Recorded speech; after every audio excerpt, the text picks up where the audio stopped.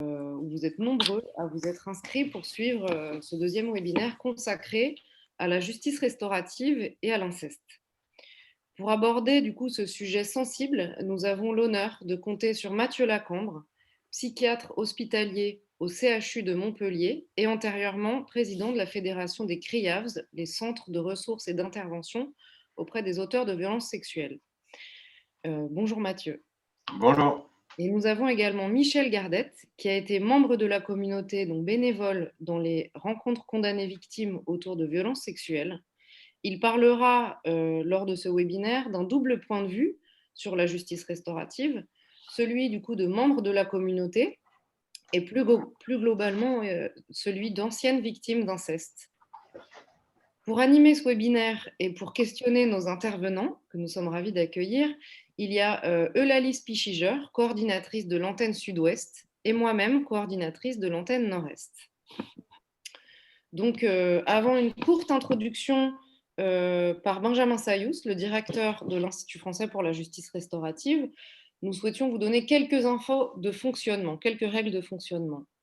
Vous précisez que vos micros sont a priori tous coupés. Ce n'est pas pour vous couper la parole, mais pour vous inviter plutôt, si vous avez des questions, à les écrire par le biais du chat dans l'onglet en bas de cette fenêtre où il y a écrit « Converser ». Ces questions, du coup, un temps de questions-réponses est prévu sur les 15 dernières minutes du webinaire. Si c'est trop court et que nous ne pouvons pas répondre à toutes vos questions, à l'issue du coup de ce webinaire, nous vous enverrons un courriel pour vous donner à la fois des liens vers des documents, vers des sites internet, notamment que nous ont partagé les intervenants et des liens que nous avons repérés comme intéressants. Et nous vous enverrons également le lien de la vidéo YouTube et du coup des réponses aux questions qui n'auront pas pu être abordées aujourd'hui ensemble. Donc, je passe la parole à Benjamin Sayous pour cette introduction. Merci Héloïse. Bien, bonjour à toutes et à tous. C'est pour moi un grand plaisir de pouvoir introduire ce webinaire. C'est le deuxième webinaire d'une série que nous avons souhaité pouvoir organiser en ces temps un peu particuliers, mais qui nous ont donné des bonnes idées, je pense aussi, faire ces webinaires. C'est l'occasion de pouvoir traiter un petit peu de justice restaurative, de sujets d'actualité. Et on va essayer d'organiser un webinaire comme ça tous les mois, tout au long de l'année et même au-delà de cette période particulière. Donc là, c'est le deuxième webinaire, un webinaire qui a lieu sur une thématique d'actualité, comme je le disais, à travers bien ce mouvement MeToo Inceste, à travers toutes les démarches qu'un certain nombre de personnes victimes, mais parfois aussi personnes auteurs, souhaitent engager, eh bien la justice restaurative est une piste. Et c'est vrai qu'effectivement, pour nous, c'était vraiment important de pouvoir donner un éclairage autour de ces questions. Et puis, il y a aussi, plus récemment, le 26 février, une dépêche du ministre de la Justice, le garde des Sceaux, qui recommande, parmi d'autres réponses, la justice restaurative comme étant une voie possible pour les personnes victimes et les personnes auteurs, qui recommande donc au procureur de la République, aux procureurs généraux, d'orienter l'enquête vers, de dépêcher, de réaliser une enquête, mais aussi lorsqu'une prescription est nécessaire, eh bien d'orienter peut-être les personnes vers ce type de dispositif de justice restaurative. Donc, merci encore à Michel et Mathieu de participer à cet événement. Et voilà, je ne prends pas plus de temps. Merci à vous toutes et à tous d'être présents parce que c'est aussi vous qui faites vivre cette justice restaurative. Merci Benjamin. Avant toute chose, je vais juste définir rapidement ce qu'est la justice restaurative pour ceux qui sont parmi nous et qui ne connaissent pas. Rapidement, parce que je vais laisser la place à nos intervenants. C'est eux les principaux intéressés de l'heure qui va suivre. Donc, pour définir simplement et de façon la plus juste possible la justice restaurative, j'ai envie de vous dire que ce sont des espaces de dialogue inédit et sécurisé pour des personnes victimes, pour des personnes auteurs, mais également pour leurs proches ou plus généralement pour toutes les personnes qui ont été impactées par un crime ou un délit grave. Ces espaces de dialogue, en fait, ils s'articulent autour des questions du pourquoi, du comment, afin d'échanger sur les répercussions de chacun, sur les ressentis, sur les émotions. Évidemment, tout ça, c'est extrêmement subjectif, ça va vraiment être propre à chacun et ça dépendra de chacun.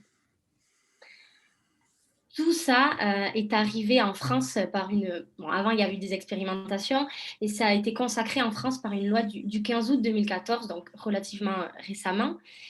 Et cette loi vient amener des garanties. Donc, notamment, dans ces garanties, on retrouve la reconnaissance des faits, on retrouve la confidentialité de la mesure, mais on retrouve aussi le volontariat. Ça, c'est extrêmement important. Ça veut dire que toutes les personnes qui participent à une mesure de justice restaurative sont volontaires. Ce n'est en aucun cas une obligation, ce n'est en aucun cas une contrainte imposée par qui que ce soit. Et ce volontariat, il est tout au long de la mesure. C'est-à-dire qu'on est volontaire au début, mais il faut qu'on reste volontaire. Autrement dit, on peut quitter, enfin, les participants peuvent quitter le dispositif à tout moment s'ils le souhaitent. Après, une autre garantie qui est posée par la loi, c'est la formation des animateurs. C'est-à-dire que dans chaque mesure de justice restaurative, il y aura toujours un animateur qui est une personne formée et qui va accompagner les participants du début à la fin de la mesure. Ils ne les laisseront jamais seuls et ils les accompagnent. Et cette personne est formée. C'est extrêmement important. Et une autre garantie fondamentale dont je voulais vous parler, qui n'est pas dite à mener telle quelle dans la loi, mais c'est très certainement même la plus importante, c'est qu'il y a une préparation individuelle de chaque participant en amont d'un éventuel échange. Donc, il y a une grosse partie de préparation avant ces rencontres. Souvent, on pense aux rencontres, mais il faut savoir qu'avant tout ça, il y a une préparation des personnes de façon individuelle avec les animateurs. Donc voilà, je pense que j'ai brossé rapidement les principales garanties en justice restaurative. Et avant de donner la parole à Michel et Mathieu, je voulais juste faire une petite précision, c'est-à-dire que globalement, on a la justice restaurative, mais à l'intérieur, il y a différents types de mesures. On retrouve notamment, par exemple, les rencontres condamnées-victimes, où là, on est sur des mesures en groupe, 4 victimes, 4 auteurs qui ne se connaissent pas, c'est anonyme. Mais il y a aussi d'autres types de mesures, comme par exemple la médiation restaurative, où là, c'est une personne victime, une personne auteur de la même affaire. Est-ce que ça va être une médiation restaurative ou une rencontre victime? Ça dépendra des personnes, en fait, de leurs souhaits, de leurs attentes. Parce qu'il faut savoir qu'en justice restaurative, ce sont vraiment les personnes qui sont au centre du dispositif. Ce ne sont pas les professionnels. Ce n'est pas les professionnels qui vont choisir pour les participants ou non. Ce sont les participants. Donc, bien sûr, les animateurs sont là pour respecter le cadre et pour sécuriser tout ça, mais les participants sont au centre du dispositif. C'est extrêmement important. Voilà pour ma rapide présentation de ce qu'est la justice restaurative. Je vais maintenant laisser la parole à Mathieu Lacambre pour qu'il nous présente ce qu'est l'inceste, le deuxième mot du titre de ce webinaire. Alors, globalement, l'inceste rejoint une relation de type sexuel ou érotisé entre deux membres de la même famille. L'idée, c'est de pouvoir distinguer très, très schématiquement deux types d'inceste. Un inceste qui serait plutôt intergénérationnel, dit vertical, ou qu'on appellerait oedipien, entre un parent et son enfant ou un grand-parent et son enfant, versus un inceste plutôt horizontal, intragénérationnel, qu'on qualifiera d'adelphique, au sens de la fratrie, des frères et sœurs, ce qui renvoie à des notions assez différentes finalement sur l'impact psychologique et psychotraumatique, mais toujours sur une confusion du lien, de la relation, avec un impact majeur autour de la question justement de la confiance en l'adulte, en le tiers, en le plus vieux, le plus âgé, qui théoriquement est le modèle et qui doit venir poser la règle de l'interdit et de l'accompagnement pour la sécurité psychique affective de l'enfant ou de la victime. Donc, on est sur une forme d'inversion qui est une pathologie du lien qui vient toucher un sujet au cœur de son intimité, sa construction. Les conséquences de l'inceste sont toujours extrêmement dramatiques dans l'impact pour le développement de la victime et la question de ses relations futures et à venir. Donc, on est sur une catastrophe individuelle, mais aussi collective, si on parle de santé publique au regard du nombre de victimes, qu'on doit, dans l'après-coup, tant du côté de la victime que de l'auteur, venir pas seulement réparer, mais rétablir. Et l'intérêt, dans le cadre de la justice restaurative, c'est toute la phase préparatoire. Lali a insisté. On n'organise pas des rencontres, ce n'est pas du speed dating entre victime et auteur. On est sur quelque chose qui est très encadré, structuré pour reposer de la sécurité entre des protagonistes qui, à un moment donné, ont commis, ont subi, ont vécu une expérience particulièrement compliquée. Donc, l'enjeu, c'est de pouvoir rétablir quelque chose d'un équilibre dans le lien et la relation qui a été particulièrement abîmé à travers un passage à l'acte incestueux ou incestuel. Merci Mathieu. Et justement, par rapport à tout ça, pour entrer vraiment dans le vif du sujet, justice restaurative et inceste, Michel, peut-être, quels sont, selon vous, de ce que vous avez pu voir et tout ça, les apports, qu'est-ce que la justice peut apporter aux personnes victimes et également à leurs proches éventuellement? Pour moi, la justice restaurative, et en particulier les rencontres auteurs-victimes, c'est un dispositif qui offre à des victimes et à des auteurs d'infractions la possibilité de parler sans craindre le jugement des autres. Et si vous participez en tant que victime, d'autres personnes victimes sont présentes, comme vous. Elles vous écoutent, elles vous comprennent. Elles ont un vécu semblable au vôtre. Des auteurs de violences eux-mêmes sont venus pour vous écouter et tenter de comprendre les répercussions de leurs actes. Les organisateurs, les membres de la communauté se sont préparés à vous écouter. Ils ont été formés pour ça. Les rencontres entre auteurs et victimes de violences se font avec toute la sécurité nécessaire. Auteurs et victimes ont été sélectionnés et longuement préparés. Le non-jugement est à la base de la démarche. Chacun prend la parole à tour de rôle sans être interrompu. La confidentialité est garantie. La participation est volontaire et anonyme. On s'engage à ne pas contacter les autres en dehors des séances. Un soutien psychologique est assuré en dehors des séances. Et chacun a la possibilité de s'arrêter à tout moment. Pour ce qui me concerne, si j'ai participé à des rencontres condamnées victimes autour du thème des violences sexuelles, c'était en tant que membre de la communauté et pas en tant que victime. Mais j'avais informé les organisatrices que j'avais été moi-même victime d'agressions sexuelles plusieurs années durant au cours de mon enfance. Et il a été décidé que je participerais bien en tant que membre de la communauté, mais sans aucune référence à ces événements. Et si je tenais à participer, c'était sans doute parce que j'avais quelque chose de personnel à apporter.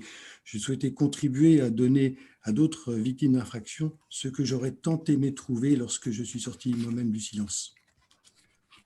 En parlant aujourd'hui, sachez que c'est ma propre expérience que j'évoque. Je suis peut-être à contre-courant de ce que beaucoup pensent, mais c'est de mon ressenti et de mon expérience singulière qu'il s'agit.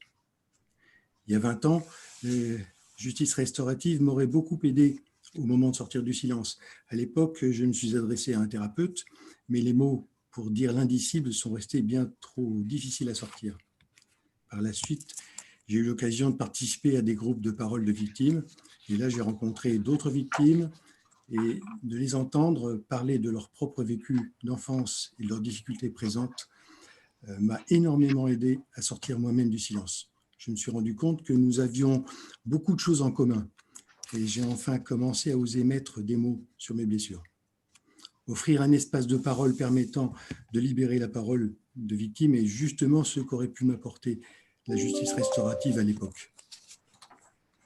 Et à cette époque-là, en ressentant le besoin de m'investir dans du bénévolat, je me suis adressé à une association qui m'a proposé d'intervenir dans un centre de détention pour contribuer à y animer un atelier. J'ai accepté, je me suis investi pendant plus de 10 ans. Mais au début, je ne me suis pas rendu compte que parmi les hommes que je côtoyais dans le centre de détention, il y en avait pas mal qui avaient commis des viols sur mineurs. Un jour, en apprenant ce qu'avait fait l'un d'eux, j'ai été choqué. Je ne m'étais pas préparé à cette éventualité. Je n'y avais même pas réfléchi. Mais j'ai quand même choisi de continuer et j'ai fini par faire la part des choses. Ces hommes avaient été condamnés, et je n'étais pas là pour les juger à nouveau. J'étais devenu un adulte libre et à force de les côtoyer, j'avais cessé de ressentir la peur que j'avais pu ressentir enfant quand j'avais été moi-même agressé. Mon rapport aux autres avait changé. C'est là un autre aspect de ce qu'aurait pu m'offrir la justice restaurative autrefois. Rééquilibrer le rapport entre victimes et auteurs d'infraction. Petit à petit, je me suis rendu compte aussi que tous n'étaient pas figés dans cette posture de criminel. Quelques-uns, peu nombreux sans doute, pouvaient encore changer. En y réfléchissant, je me suis fait la remarque suivante. Toutes les personnes détenues ont vocation à sortir un jour. Et si on veut éviter la récidive, afin de ne pas créer de nouvelles victimes, il faut préparer cette sortie. Je me suis alors dit que la justice restaurative dont je commençais à entendre parler pouvait y contribuer. C'est là aussi un aspect que la justice restaurative aurait pu apporter aux auteurs de violences sexuelles que j'ai rencontrés à cette époque-là. Les réhumaniser, diminuer leur risque de récidive et contribuer à leur réinsertion sociale. Il y a 10 ans, j'ai appris que l'association France Victimes organisait une formation de membres de la communauté en partenariat avec l'Institut français pour la justice restaurative. Je m'y suis inscrit et par la suite, je me suis tenu régulièrement à jour en attendant de participer à une rencontre auteur-victime. En fait, la première expérience de rencontre détenu-victime en France a eu lieu à la Maison centrale de Poissy en 2010 et la loi sur la justice restaurative a été votée en août 2014 et son application est apparue dans une circulaire de mars 2017. Et ce n'est qu'en 2019 que j'ai pu enfin participer à une rencontre condamné-victime que j'ai trouvée extraordinaire. J'ai pu constater que autant les victimes que les auteurs de violences se sont transformés au fil des rencontres. Ils se sont apaisés, ils ont relevé la tête. Même les organisateurs et nous, les membres de la communauté, avions changé notre regard tant sur les victimes que sur les auteurs. Nous retrouvions l'humanité de chacun. Les auteurs n'étaient plus réduits aux seuls actes commis et les victimes n'étaient plus réduites aux seuls actes subis. Nous avions dans la salle des femmes et des hommes en cours de reconstruction. J'ai observé que pour les victimes qui n'avaient pas eu de procès, participer à une rencontre condamné-victime leur avait permis de se sentir enfin reconnus comme victimes, grâce à un dispositif prévu par la loi. Et pour les victimes qui avaient eu un procès, j'ai ressenti un énorme avantage, celui de trouver des réponses à des questions auxquelles le procès pénal n'avait pas pu répondre. Des questions autour du ressenti, c'est-à-dire tout ce qui n'avait pas pu être parlé lors du procès, qui, lui, s'attache aux faits, aux circonstances et aux actes commis par l'auteur. De plus, l'espace de la salle d'audience est intimidant face aux juges, aux jurés, aux avocats, au public, ce qui ne se prête pas du tout à exprimer un ressenti. Pour l'auteur des faits, l'enjeu est trop important lors du procès pénal. Il risque une condamnation et il ne se sent pas libre d'exprimer son ressenti. Lors de la rencontre condamné-victime, la condamnation de l'auteur, qui est nécessaire, a déjà été prononcée et sa participation à une mesure de justice restaurative n'y changera plus rien. C'est une des règles de base. Pour la victime non plus, il n'y a plus les mêmes enjeux. Lors d'un procès, on demande des preuves. Les débats peuvent être publics. Rien n'est anonyme. Lors d'une rencontre condamné-victime, on n'est pas là pour prouver ce qu'on avance, mais pour parler de son ressenti. On n'a pas à justifier ni à convaincre, mais simplement à dire les répercussions qu'ont eues sur soi les actes de violence. La présence est volontaire, les dialogues sont confidentiels et on a aussi le droit de garder le silence.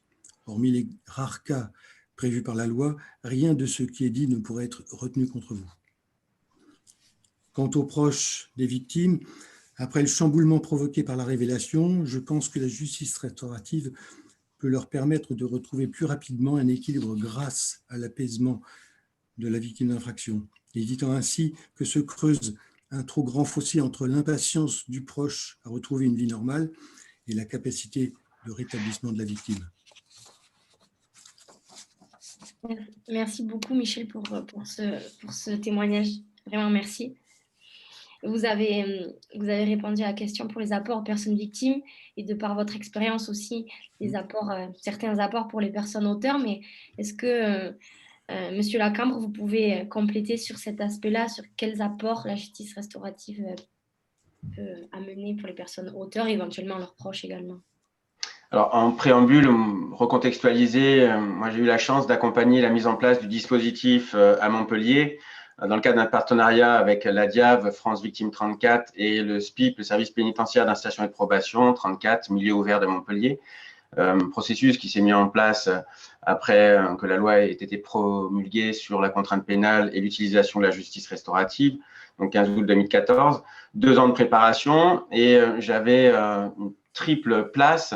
D'abord en tant que thérapeute de plusieurs auteurs condamnés qui ont été amenés à participer à ce processus. Ensuite, dans la supervision des animateurs, des co-animateurs du dispositif de rencontre condamnés victimes de violences sexuelles. Et enfin, dans la supervision des membres de la communauté. On avait imposé une supervision à la fois des co-animateurs, mais aussi communes, co-animateurs et membres de la communauté. Donc, j'ai pu accompagner tout le processus. C'est pour ça que j'ai un regard un peu peut-être particulier au cœur finalement à la fois de la construction du dispositif, mais aussi de l'évolution et de l'impact que ça a pu avoir. Michel l'évoquait, pas seulement sur les victimes et les personnes condamnées, mais aussi sur les membres de la communauté et sur les co-animateurs, puisqu'il s'agit d'un groupe et c'est l'ensemble du groupe qui progressivement va faire corps. Et c'est pour moi un dispositif extrêmement riche et intéressant sur justement les interactions et la dynamique sur le plan systémique qui va se jouer dans le groupe. Deuxième propos liminaire, j'ai tendance à ne pas opposer victime et auteur sur le plan psychopathologique. Alors sur le plan juridique, bien évidemment, on est clair, et sur le plan sociologique, il s'agit de choses radicalement différentes, mais pour plusieurs raisons. La première, c'est qu'un certain nombre d'auteurs d'agressions à caractère sexuel, au moins 30%, c'est une donnée répliquée solide de la science, a été victime. Donc superpose les deux statuts, d'abord de victime, puis d'auteur. Ensuite, sur la question psychopathologique et clinique, dans la préparation des rencontres, on a pu mesurer que l'angoisse était présente du côté des victimes, mais encore plus du côté des auteurs, des personnes condamnées, de cette forme de confrontation, de nouveau, hors cadre juridique, c'est-à-dire qu'on s'est affranchi de la question de la sanction, de la punition, la justice est passée, on n'a plus rien à prouver. Et donc, on se retrouve un petit peu nu face à ces actes et face à des personnes qui ont eux-mêmes été victimes des actes qu'on a commis, ce qui est très, très, alors là, encore une fois, angoissant et qui a donné le vertige à un certain nombre d'auteurs. Et pas qu'aux victimes, entendez bien. Et c'était aussi une angoisse des co-animateurs que de considérer qu'il puisse y avoir de l'agressivité, d'abord de la part des victimes envers les auteurs. D'où le nécessaire passage préalable de la justice, de la punition et de la sanction pour pouvoir participer de cette étape de reconstruction conjointe, concomitante, partagée, avec une nouvelle valeur donnée à la parole. Et d'abord, je pense du côté des victimes, la difficulté de rompre le silence pour révéler les faits. Ça, c'est la première difficulté pour redevenir finalement, j'allais dire, propriétaire, dépositaire de sa parole, à condition qu'elle soit entendue, ce qui est toujours difficile. La deuxième étape, c'est la parole au procès, c'est d'avoir enfin, effectivement quelque chose d'une audience et d'une écoute particulière sur ce qui s'est passé, la reconnaissance de la matérialité, de la culpabilité, de la responsabilité de l'auteur, mais aussi les enjeux autour de la réparation. Deuxième période, avec une valeur particulière de sa parole en tant que victime, mais aussi en tant qu'auteur. Et la justice restaurative vient proposer un troisième temps qui est pour moi extraordinaire et complémentaire pour redonner la troisième valeur finalement à sa propre parole dans cette étape de reconstruction conjointe et partagée et de partage plutôt que de confrontation dans les dires de l'autre qui a vécu aussi l'expérience de l'autre côté. Et c'est un enjeu majeur que je considère tant pour les victimes que pour les auteurs condamnés, que pour les membres de la communauté. Et donc, on est dans ce processus. Sur la question de l'inceste, j'avais 2 pères incestueux, dont un qui s'interrogeait depuis toujours sur la posture de sa fille. Il avait abusé de sa fille qui était préadolescente, qui, dans un premier temps, était restée dans une relation affective. Et puis, au moment où elle était allée vers un autre jeune homme et devenue comme ça membre d'un couple, hein, c'est-à-dire qu'elle s'était inscrite dans une relation conjugale, elle avait tourné le dos à son père, comme une espèce de principe de loyauté, de fidélité envers son conjoint, son nouveau conjoint. Et ce père incestueux ne comprenait pas ce qui se passait du côté de sa fille.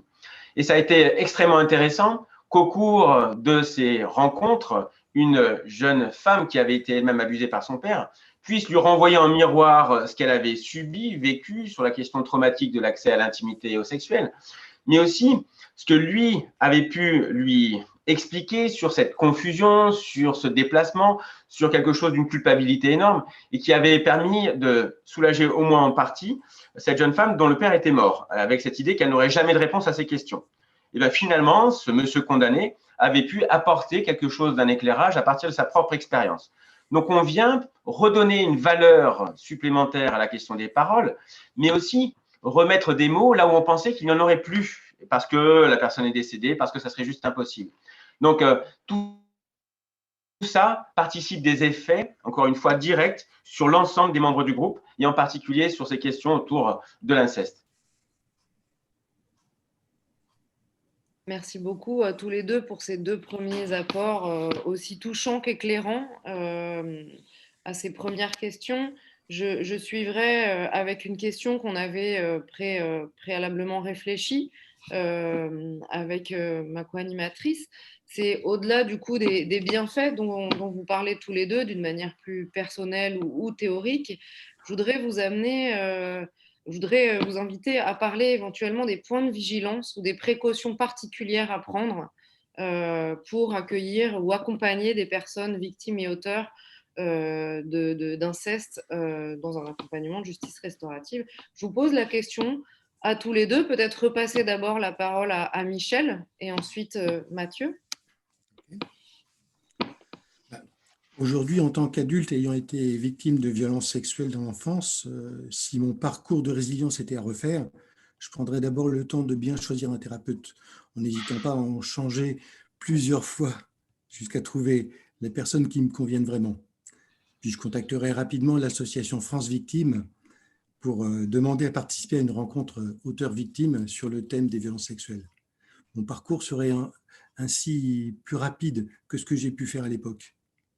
Et la démarche serait plus sécurisée également. Et si participer à des rencontres auteurs-victimes me semble indispensable, il est, je crois, tout aussi indispensable d'avoir un lieu de parole en dehors des séances de justice restaurative. Aujourd'hui, il existe pas mal de thérapeutes formés au traitement des traumatismes. Je tiens à rappeler que pour participer à une mesure de justice restaurative, il faut être volontaire et avoir au moins engagé une action en justice, c'est-à-dire au minimum avoir porté plainte, qu'il y ait eu un jugement ou non, même si, par exemple, il y a eu un classement sans suite dû à la prescription ou à un manque de preuves, ça n'empêche pas de participer à une rencontre à partir du moment où un premier acte de procédure, tel qu'une plainte, a été posé. La préparation est absolument indispensable, tant pour les victimes que pour les auteurs. Chacun doit être le plus au clair possible avec ses propres motivations. C'est justement ce que propose le processus de rencontre auteur-victime. Ça commence par une sélection. Tous les auteurs et toutes les victimes ne sont pas forcément prêts à se lancer là-dedans. Et aussi une longue préparation. De plus, les proches doivent soutenir la personne qui s'engage dans des rencontres auteurs-victimes tout au long des semaines du déroulement des rencontres. Attention, la sortie du silence, la révélation des violences subies, et en particulier au sein de la famille, et le long travail de reconstruction peuvent déstabiliser l'équilibre familial. N'hésitez pas à vous faire aider, par exemple avec une thérapie individuelle, une thérapie de couple, une thérapie familiale ou même une médiation familiale, pourquoi pas.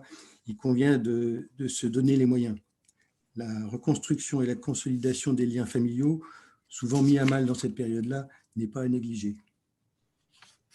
D'accord. Donc, un accompagnement global et pas comme précaution à prendre. Ça n'est pas, on ne se lance pas dans la JR comme ça tout seul, et sans. D'accord. Merci beaucoup pour cet éclairage, Michel, le vôtre en tout cas. Et Mathieu Lacan, vous auriez d'autres réponses à nous apporter sur les points de vigilance? Alors, ils sont nombreux pour deux raisons. La première, c'est qu'on vient de toucher à quelque chose de très intime, personnel, qui renvoie à l'ordre du sexuel et de la sexualité. Et ça, on insiste auprès de tout le monde, les professionnels, les auteurs, les victimes, les personnes qu'on forme, les étudiants, etc. Avant de s'engager dans ce type de processus qui concerne la prise en charge tant de victimes que d'auteurs de violences sexuelles, il faut déjà être au clair sur sa propre sexualité et ses propres failles dans ce que ça peut mobiliser sur le plan émotionnel ou comment ça peut résonner, parce qu'on est des êtres humains. Encore une fois, il s'agit de repérer ces mouvements-là. Ensuite, sur la question de l'inceste, dans ces relations intrafamiliales, puisqu'on est tous issus de quelque chose de l'ordre d'un roman familial ou d'une histoire familiale, d'être aussi au clair sur comment ça peut secouer et mobiliser. Enfin, la question de l'intervention de la justice. Et là aussi, c'est une précaution d'ordre général. À chaque fois qu'on prend en charge une personne qui vient révélée soit parce qu'elle est victime, soit parce qu'elle est auteur des violences sexuelles, on oriente systématiquement, directement, précocement vers une prise en charge judiciaire. La rencontre d'un avocat, d'un professionnel de justice, ce qui nous permet de nous affranchir de la question du secret qui viendrait pervertir éventuellement le cadre des soins. Donc chacun à sa place, on pose l'intervention de la justice et on se met au travail dans un cadre de soins et thérapeutiques qui est sécurisé. Donc, c'est possible d'envisager peut-être la médiation restaurative à un stade précoce et présententiel, à une condition, c'est que la justice soit effectivement au travail et que l'ensemble des protagonistes se sentent en sécurité. J'évoquais en introduction la question de la sécurité psychique et du cadre d'intervention et d'échange qui participe à construire cette sécurité psychique. C'est le préalable nécessaire. Alors, j'ai évoqué des niveaux individuels, mais aussi sur le plan collectif, dans le cadre qu'on va se proposer pour intervenir de manière sereine, pacifique, bienveillante pour tout le monde. J'insiste sur le pour tout le monde. Et on met en place aussi des filets de sécurité pour chaque personne qui participe au groupe. Les victimes ont des thérapeutes, les condamnés ont aussi des thérapeutes en milieu carcéral ou en milieu ouvert, et les membres de la communauté et les co-animateurs aussi ont une supervision et un soutien. Donc, on avance, chacun à la fois en lien, en cordée, pour franchir un obstacle, un sommet, un pic, une péninsule, mais toujours est-il qu'on s'engage ensemble, collectivement et en toute sécurité, avec la possibilité de s'appuyer sur un filet de protection individuel qui va accompagner tout le processus. Et ça fait partie des conditions, à mon avis, nécessaires et pas suffisantes pour que ça se passe bien. Puis, je me permets de vous poser la question, vous l'avez abordée, justement, cette question de la médiation restaurative. Alors, votre expérience à l'un et à l'autre n'est pas vous n'avez pas spécialement d'expérience là-dedans, mais je voulais savoir si vous avez des premières réflexions à cet égard, sans que ça soit forcément des réponses absolues, mais sur les promesses aussi que pourrait constituer la médiation restaurative qui sort justement de cette dynamique groupale et anonymisée. C'est des réponses que l'on viendra aussi, je pense, collectivement nourrir au fur et à mesure des années. Mais je voulais avoir votre premier éclairage là-dessus. Puisque je le précise pour peut-être les auditeurs qui ne savent pas, la médiation restaurative réunit les personnes liées par la même affaire, c'est-à-dire tant l'auteur, mais néanmoins, ça implique aussi que l'auteur et la victime sont là aussi bien évidemment volontaires. Les deux peuvent la solliciter. Elle a les mêmes garanties de sécurisation en cela qu'elle s'accompagne avec une préparation individuelle.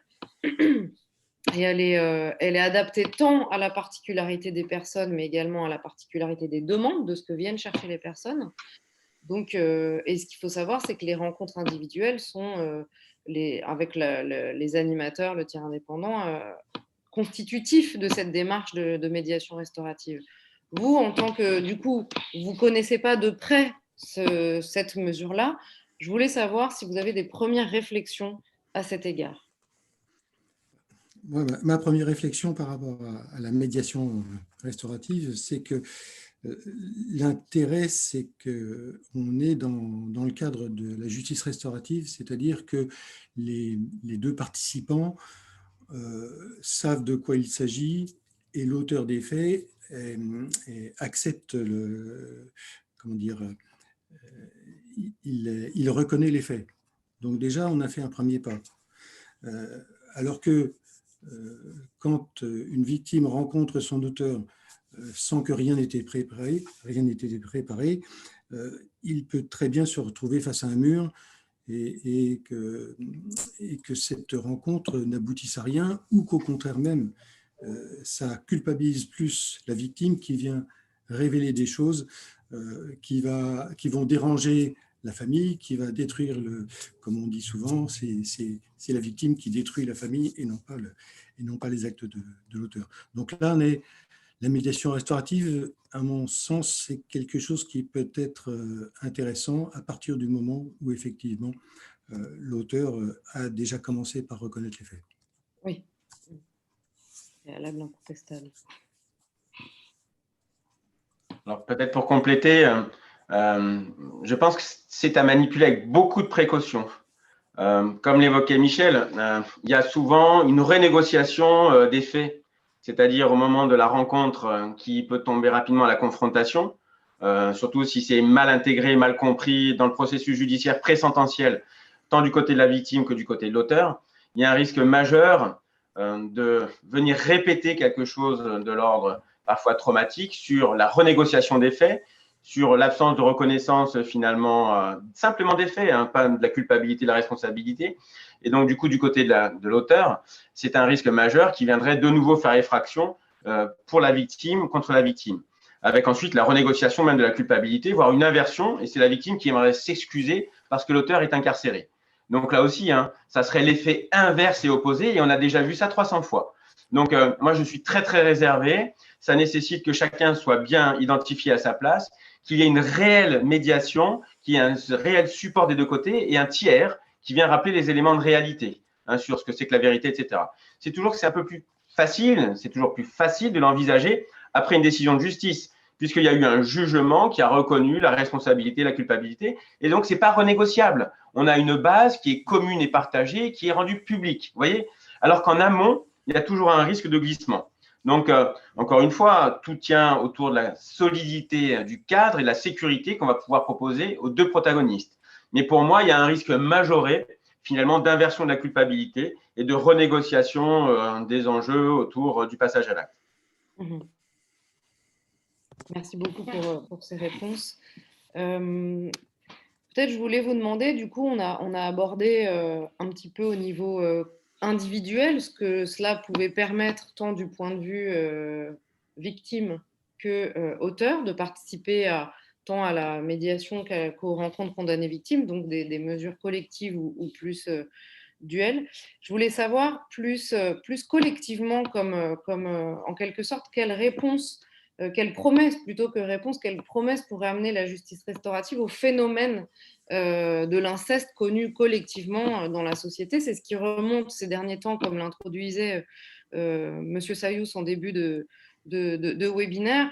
On l'a vu par les révélations que ça n'était évidemment pas des phénomènes c'était pas des faits plutôt uniques qui se passaient ici et là, mais véritablement un phénomène. Je voulais savoir, voilà, en quoi collectivement, en fait, sociétalement, la justice restaurative pouvait apporter des réponses à cela, et non pas juste aux parcours individuels. Ce qui est déjà beaucoup, j'en conviens, mais voilà, une question plus, si on dézoome un petit peu la question. Moi, je dirais déjà que la justice restaurative est complémentaire de la justice pénale. Elle n'a pas vocation à s'y substituer. La justice pénale est indispensable parce qu'il faut qu'il y ait une sanction en cas d'infraction pour rappeler les limites fixées par la loi et apporter une réparation des conséquences des actes sur les victimes. La justice pénale condamne l'infracteur et indemnise la victime des conséquences des actes subis, conséquences matérielles, financières, etc. Mais elle n'apporte pas de réponse quant aux répercussions psychologiques, tout ce que la victime continue de ressentir négativement dans sa vie et qui reste à vif. Et c'est là que la justice restaurative vient apporter une réponse qui complète la justice pénale.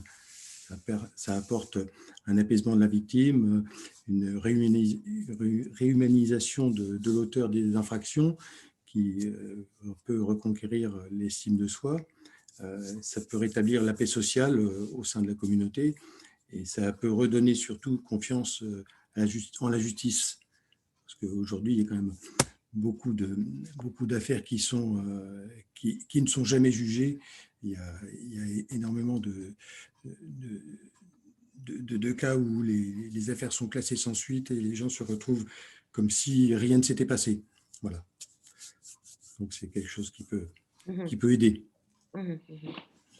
D'après moi, sur la question spécifique de l'inceste et de la justice restaurative vient justement précisément tenter d'apporter la dernière étape du processus de réparation en renouant quelque chose de l'ordre à la fois du lien, mais aussi du contrat social entre des personnes qui étaient passées à l'acte et des personnes qui avaient été victimes du passage à l'acte.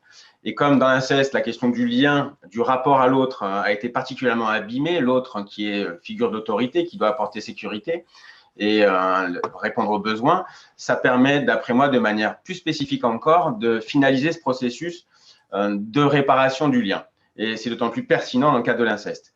Mais globalement, de manière générale, la justice restaurative vient, d'après moi, finaliser un long processus qui permet à une personne condamnée ou une victime, alors qu'elle a fait déjà le chemin sur le plan judiciaire, sur le plan thérapeutique individuel, de venir réparer dans la relation à l'autre, finalement, son contrat social, sa place, sa fonction et le lien avec les autres membres, de manière générale, de la communauté. Mais le petit hic, si la justice restaurative, c'est la solution au phénomène de l'inceste, d'après moi, la réponse est non. La justice restaurative vient après, vient trop tard.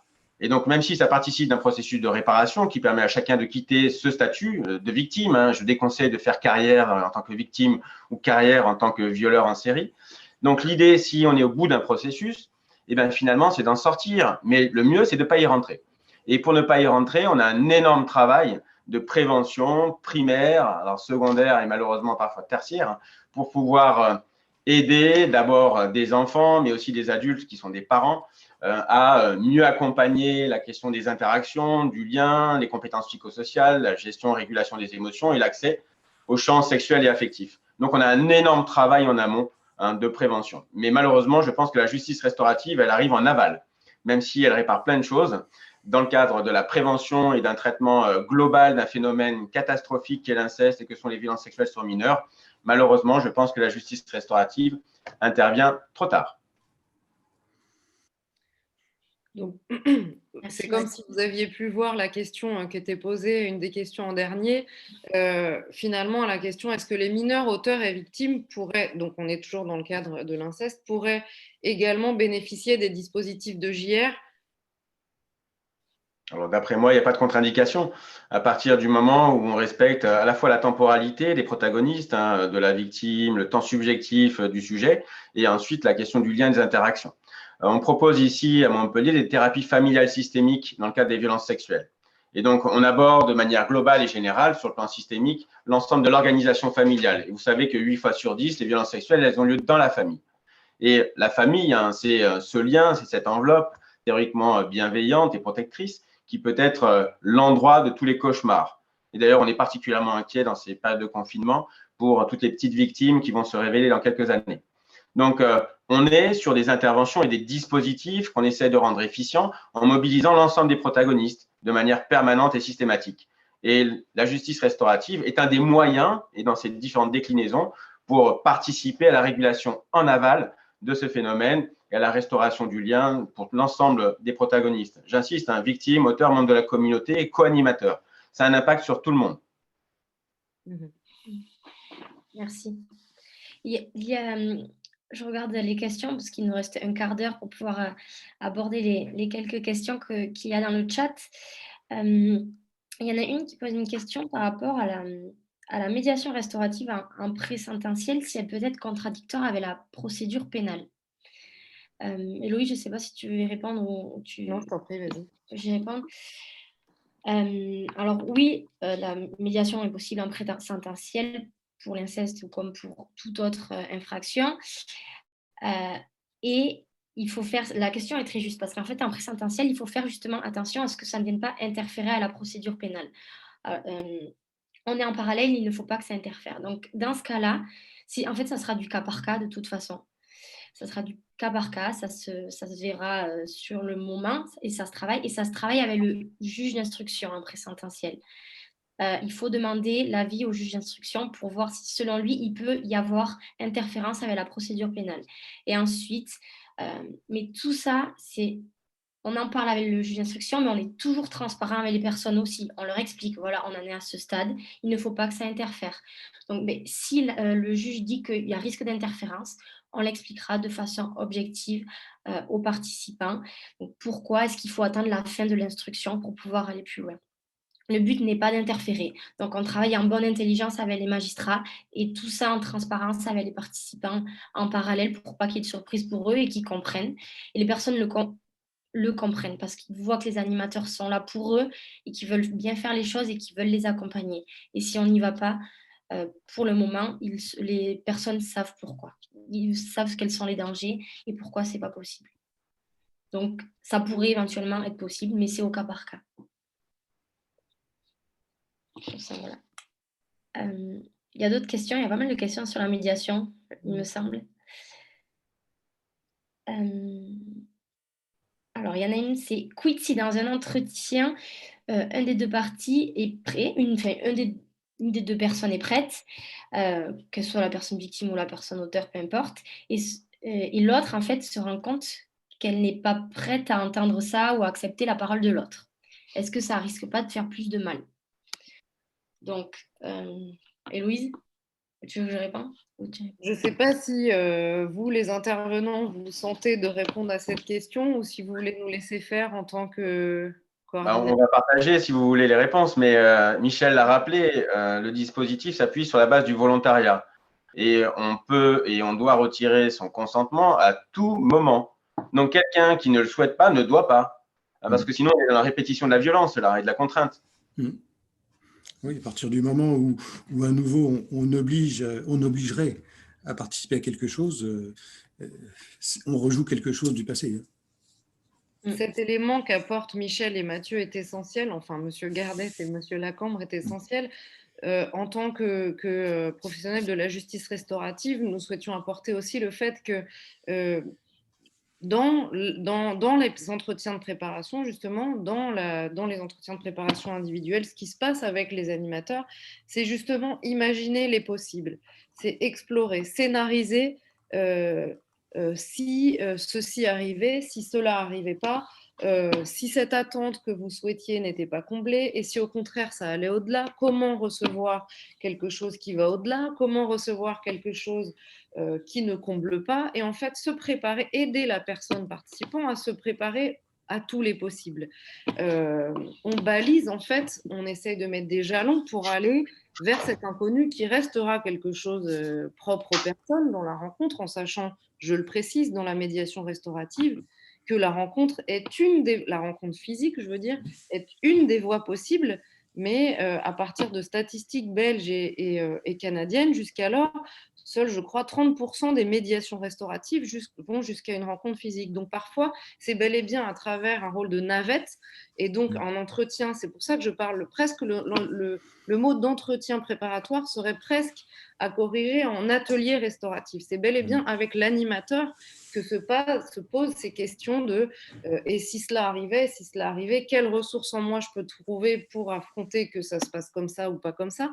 Et donc, en fait, à cette question de suis-je prêt ou suis-je pas prêt, on va tenter au plus d'avoir la réponse du participant.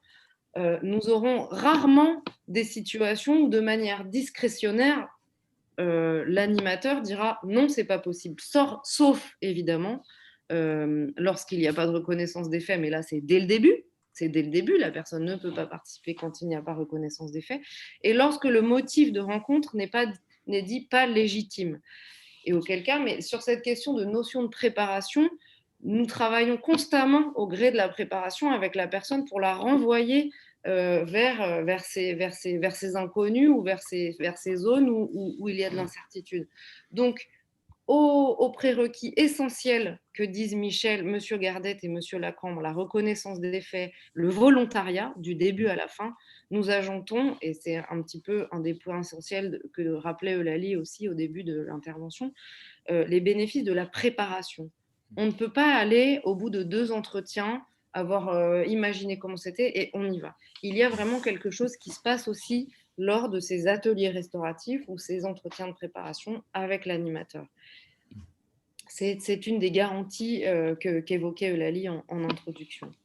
Peut-être reprenons une question à nouveau de... Il y a une question pour vous, Mathieu, c'est si 30% des AICS, alors ce sont les auteurs d'infractions à caractère sexuel, ont été victimes, ne peut-on pas dire que dans un certain sens, la justice restaurative, peut-être pour les victimes, peut avoir des répercussions?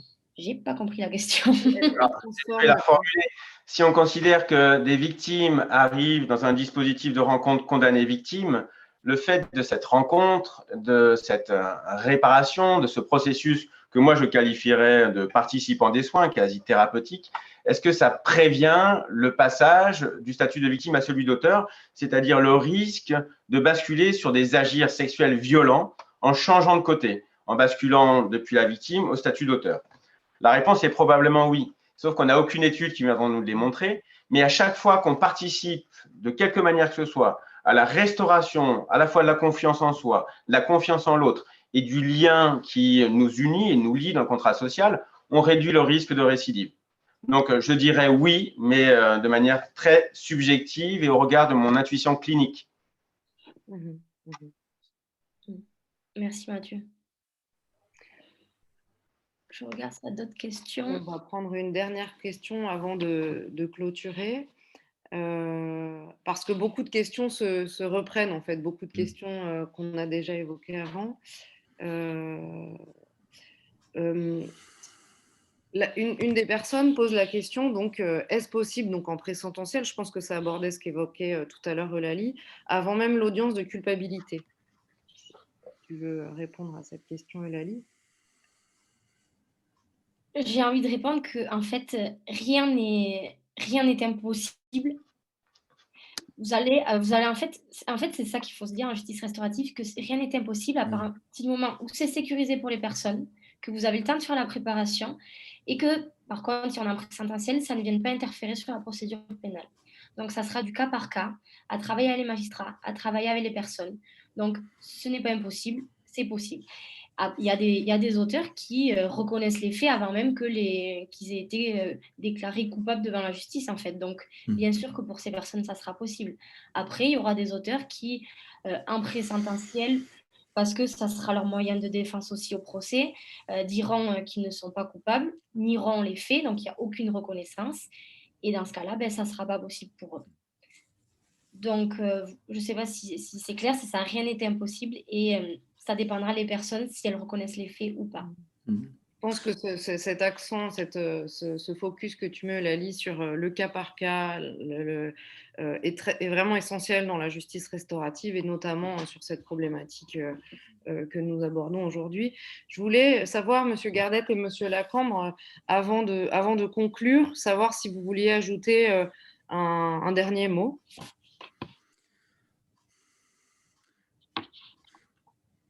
Je dirais que dans ces mesures de justice restaurative, l'avantage, c'est que justement, on est autour d'un thème précis, et là, en l'occurrence, des agressions sexuelles dans l'enfance et de l'inceste. Et donc, on a déjà fait une partie du chemin à partir du moment où on accepte de venir d'abord à la préparation. Et donc, ça permet déjà de beaucoup avancer. Alors que quand on est, comme je l'ai été à une certaine époque, juste au moment de commencer à sortir du silence et qu'on a encore tellement de choses indicibles qui ne peuvent pas sortir, et face à un thérapeute pas forcément préparé à ça, face à un environnement familial qui est plutôt hostile à ce genre de choses, là c'est compliqué. Alors que là, on est dans un cadre sécurisé qui est préparé à ça, et donc c'est un bon pronostic pour pouvoir avancer. D'accord, merci Michel. Et pour compléter et puis rejoindre les propos de Lali sur l'idée que rien n'est tout à fait impossible à condition de s'en donner les moyens et de sécuriser chacun des protagonistes. Dans ces temps aussi compliqués, sombres que nous traversons, je trouve que la justice restaurative nous propose une éclaircie, la lumière pour un complément de réponse sociale à un problème qui est médico-juridique et aussi socio-anthropologique. Et que ce soit nous, membres de la communauté, acteurs, professionnels, qui participions de cette dernière étape de reconstruction, de réparation du contrat social, je trouve ça très, très réjouissant et très encourageant. Donc, vive la justice restaurative et que chacun puisse mettre sa pierre à l'édifice, puisqu'il y a une place pour tout le monde, sans attendre d'être victime ou auteur. Merci beaucoup, Mathieu. Tant Michel que Mathieu pour ces propos et presque propos de conclusion. Les miens seront que des remerciements à vous deux, vraiment, pour vos interventions aussi touchante voilà, qui donne à réfléchir. Et merci aussi à l'équipe derrière qui nous soutient pour trier les questions, pour faire la gestion de la vidéo, etc. Parce qu'on est plusieurs pour faire ce petit webinaire d'1 heure. Et puis merci à vous, les auditeurs et les auditrices de ce webinaire, pour votre attention, pour vos questions. Peut-être pour une petite habitude qui se prendra, puisqu'on va essayer d'organiser ces webinaires à raison d'1 fois par mois. La date est variable encore. Nous aussi, on rôde la chose. Juste pour vous informer que le sujet du prochain webinaire sera sur la méthodologie et le guide méthodologique de la justice restaurative, avec la présence d'une intervenante du ministère de la Justice, Madame Claire Strugala. Vous rappelez que ce webinaire, avant de partir tout de suite dans le futur, celui d'aujourd'hui, s'il vous a intéressé, si vous voulez le relire ou même le partager à des personnes qui n'étaient pas forcément disponibles pour le suivre en direct, il a été enregistré, donc sera disponible sur notre chaîne YouTube très prochainement. Aux personnes inscrites, nous allons leur envoyer, avec, comme je le disais en introduction, des réponses et des compléments, des liens pour creuser cette question que l'on doit tous étoffer, comme le disait Mathieu Lacambre, collectivement, théoriquement, pratiquement. Voilà, des remerciements et des renvois pour compléter et continuer la réflexion sur ce sujet. Merci encore à vous tous. Merci et à je vous tous. souhaite une bonne journée, puisque ensoleillée a priori, enfin du côté de où je suis. Au revoir à tous. Au revoir, merci. Merci. Au revoir tout le monde. Merci beaucoup à tous. Merci Mathieu et Michel et merci à tous ceux qui étaient présents.